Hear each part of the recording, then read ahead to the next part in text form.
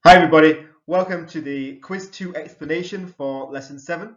This is the last video for Lesson 7, so let's have a look at these questions together. And remember, as I always say, it's important that you know how to answer the question. If you get questions in your exam that ask you to find a conclusion, how will you approach it? What are you looking for in the question? What are you looking at in the answers? And how do you find that kind of information in the text itself?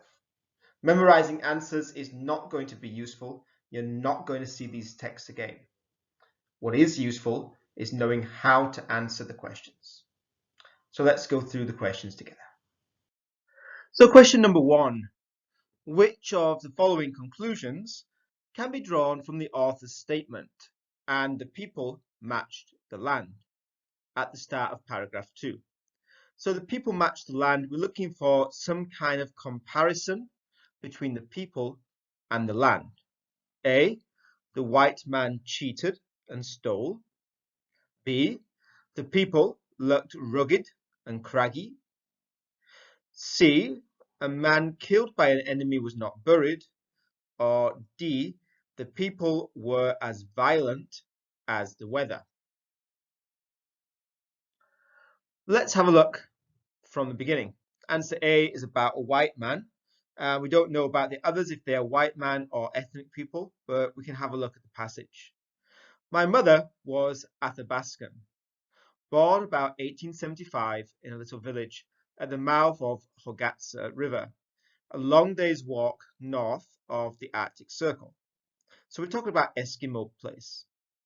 The country was wild enough, blizzards and 60 below cold all the winter months. A blizzard is a snowstorm. And floods when the ice tore loose in spring, swamping the tundra with spongy muskegs. What is a muskeg? Well, if we look, we can see the number 1 after the word muskeg. We can see the 1 at the bottom. So a muskeg is a swamp. So there were blizzards, snowstorms in the winter. And then when the ice started to melt, there were swamps, there were floods.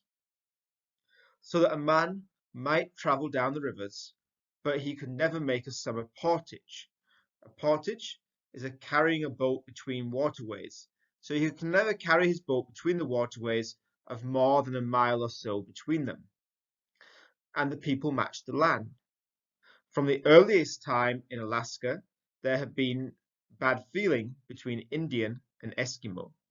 And here, the two live close together, forever stirring each other to anger and violence. So the people were angry, the people were violent. How about the land?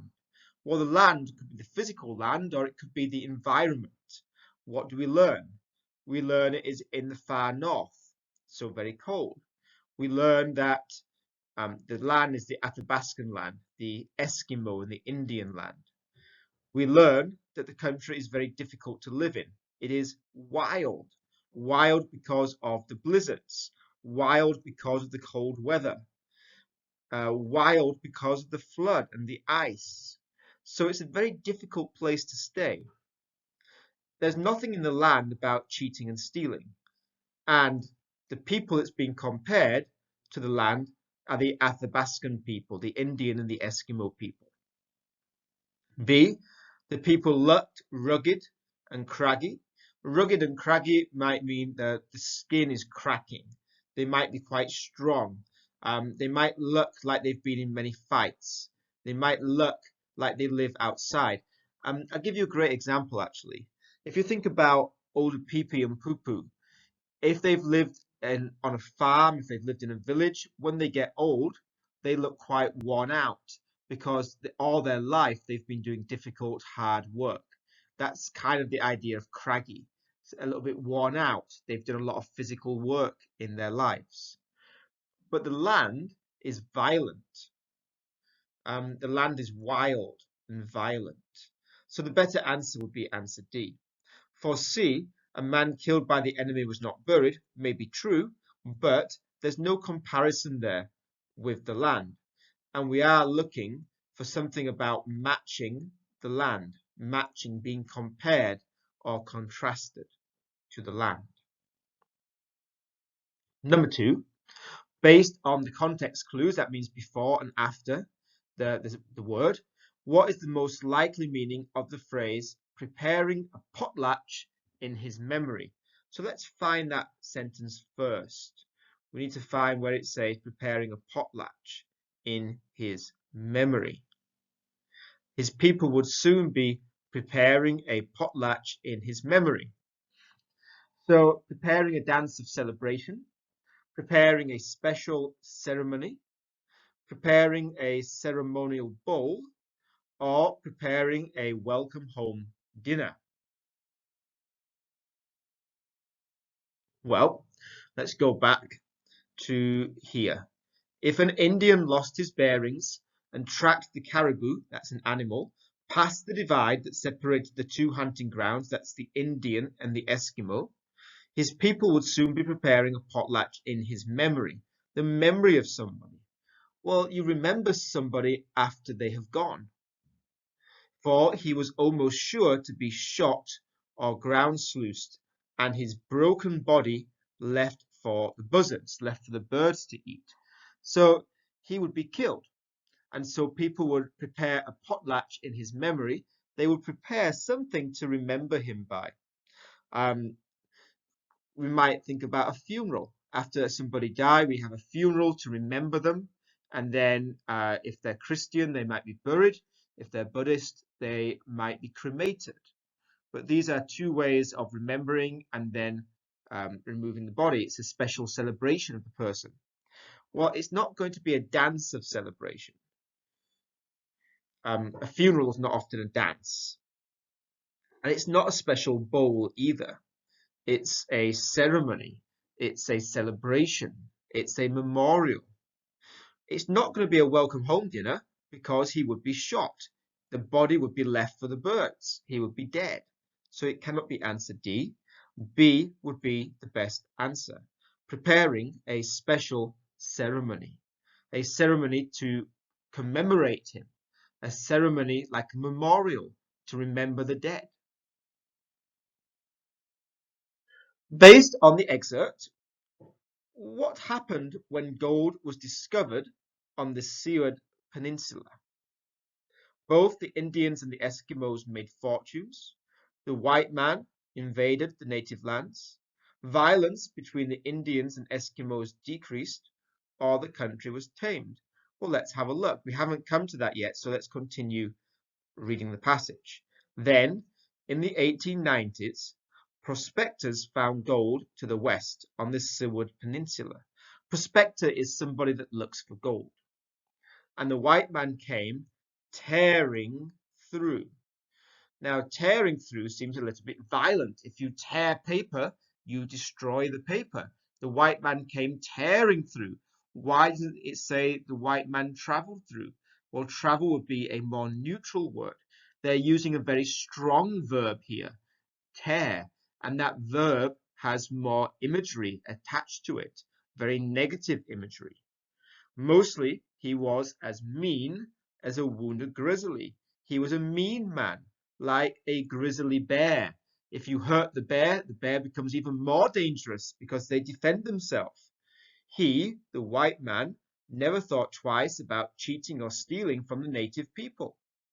And so it's not the Eskimo or the Indian that will get rich, it's the white man. When they found gold, the white man arrived and invaded. Tear through, invade.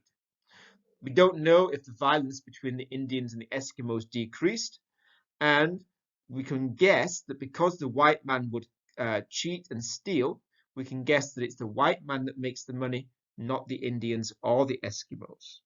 The country being tamed, tamed means made peaceful, made quiet. But this is about finding gold. It's not about changing the environment. So B is definitely the best answer. So which of the following is the most likely reason that the authors titled this book On the Edge of Nowhere? The land that the authors describe is not located on any map, but we're told that it is one day's walk north of the Arctic Circle. Well, the Arctic Circle is on a map. so it is probably on a map of the North Pole.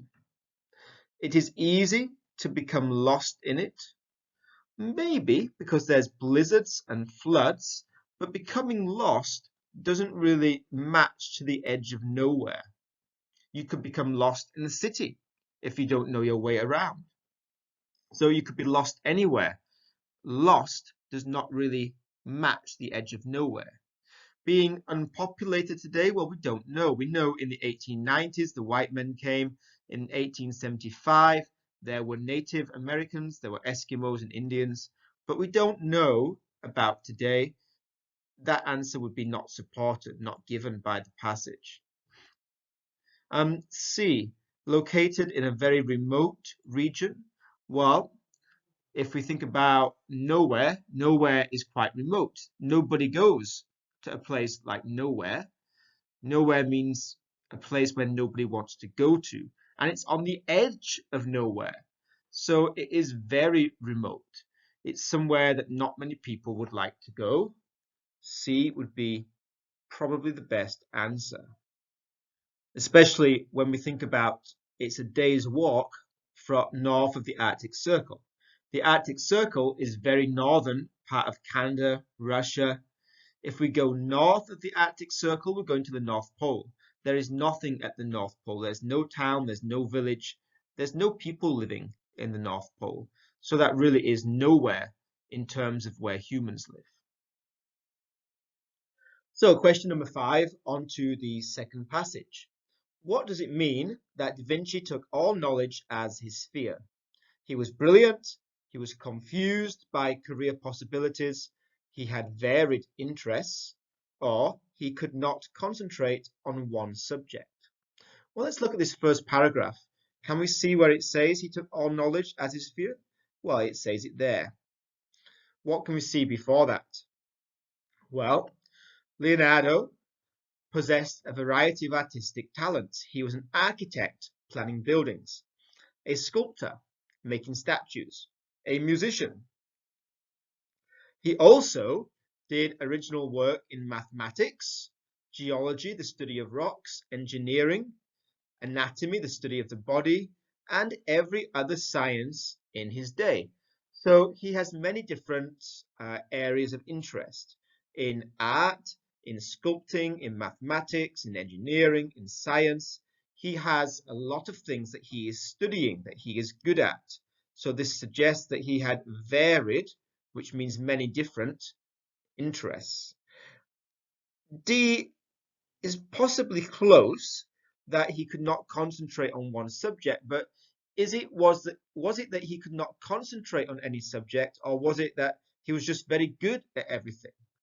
Well, it does suggest earlier on that he had an aptitude, a talent for all manner of achievement. He was very talented at many different things. So that's why D is wrong. D puts it in a negative way, not a positive way.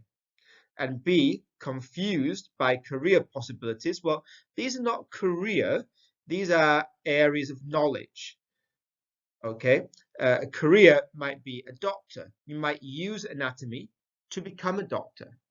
You would use a lot of these to become professional, but these are areas of study, not careers, and that's why B is wrong. And A is just a little bit too general. He was a brilliant man, but that's an opinion. It needs to be more based on the passage. So, based on this excerpt, which of the following describes why the Mona Lisa is mysterious? Dark and gloomy colors were used. Everything turns inward towards the lady's head. This quality is common to Da Vinci's style, or the lady in the painting is somewhat smug. Well, everything turning inward towards the head is a description of the Last Supper, not the Mona Lisa. So because we're looking at the Mona Lisa, not the Last Supper, we can take away answer B. In the Mona Lisa, one of the most discussed and overrated pictures of all time, though no fault of its own, the same balance of monumental form and lyrical feeling is evident. Lyrical, musical feeling. This poetic sense, poetic means you have to look beyond the surface. There's a deeper meaning. Here, as in many other works, is a definite Leonardo quality. So a poetic sense. It's not that you just look at the picture and you understand immediately. So when we talk about poetry, we're always looking at the images. What does the poet want us to understand from the words that are used? Well, here we're talking about a painting being poetical. So you've got to look past the surface to try and understand what the meaning is. And this is a Leonardo quality, so common to Da Vinci's style. The correct answer is C. It's true that the lady is somewhat smug, but that is not what makes it mysterious. Just in case you're not familiar, these are the two paintings that were talked about on the previous slide. On the left, you can see the Mona Lisa. It's a very famous painting. It's kept in Paris, in France. Nobody knows what the woman is thinking, and so people are always trying to guess the meaning behind it. And the one on the right is Da Vinci's famous Last Supper. And you can see all of the heads turning towards Jesus. And that's what the previous paragraph was talking about. Question number 7. Which of the following is most likely true of the author based on the excerpt? Is the author an artist himself? Is the author a knowledgeable art critic, somebody that is paid to make comments on famous paintings? Is he an authority on the Renaissance, or does he collect Da Vinci's work? Well, let's have a look at the first paragraph. We can see that he has a lot of knowledge about Da Vinci, and then he starts to discuss the works of Da Vinci. He talks about the Madonna of the Rocks and the Last Supper, and he gives his opinion. He analyzes the geometric enclosure. He comments how things turn towards the head of Christ. This is very detailed description and analysis. And then for the Mona Lisa, he can give his opinion. He says that it's overrated. Well, he must be very confident in his own knowledge to say one of the most famous paintings in the world is overrated. It talks about the definite Leonardo quality, which means that he knows many other works by Leonardo da Vinci. There is nothing in the passage that suggests he is an artist himself. He does have a lot of knowledge about Leonardo da Vinci, so a knowledgeable art critic is definitely possible. An authority on the Renaissance. Well, the Renaissance was a period in time when there was the rebirth of learning in Italy. There was also a huge increase in the amount of artwork being done. It was a rich time. Traders from Italy, especially from Venice, were going all the way over Asia into China. They were bringing back new knowledge with them and getting rich, and the money was being put into art, into paintings and sculptures. It was a time of building. Some of the great churches of Italy were built during the Renaissance.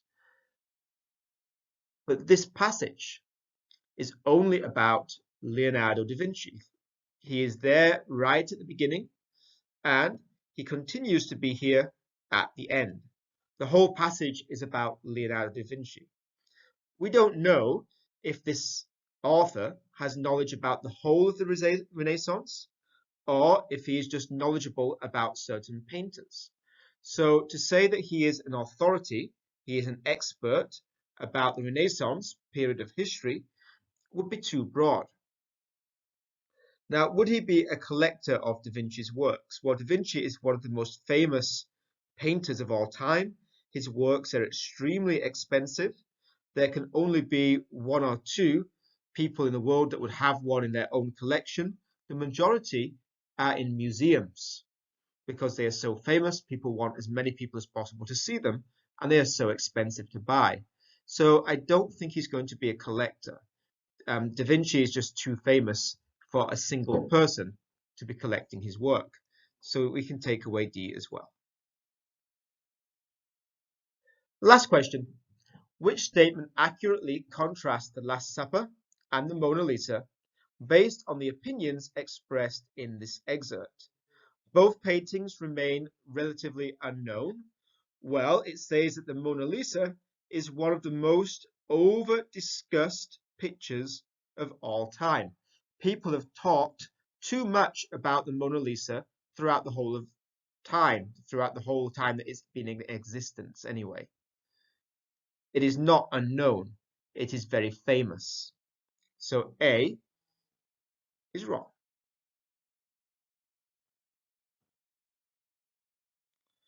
B, critics have overrated the Mona Lisa. Well, he does think, we can see in the passage, he does think that the Mona Lisa is overrated. So that's true. But the question is asking for a contrast between the Last Supper and the Mona Lisa. So both of the paintings must be in the answer. Because answer B only looks at the Mona Lisa, it cannot be the correct answer. So we can take away answer B. So C and D. The Mona Lisa is a bad painting. The Last Supper is a great one. Or the Mona Lisa is a good painting, but the Last Supper is a great one. So the Last Supper is a great painting is the same in both answers. So what we need to decide is the Mona Lisa a bad painting or only a good painting? The Last Supper being great, that means better. Well, we can guess that he thinks it is better, but does he think that the Mona Lisa is bad? Well, he says that there is a balance of monumental form and lyrical feeling there. He does say there is a poetic sense where you need to look beneath the surface. So he does praise the Mona Lisa, but he praises the Last Supper more. So we can say the Last Supper is a great painting.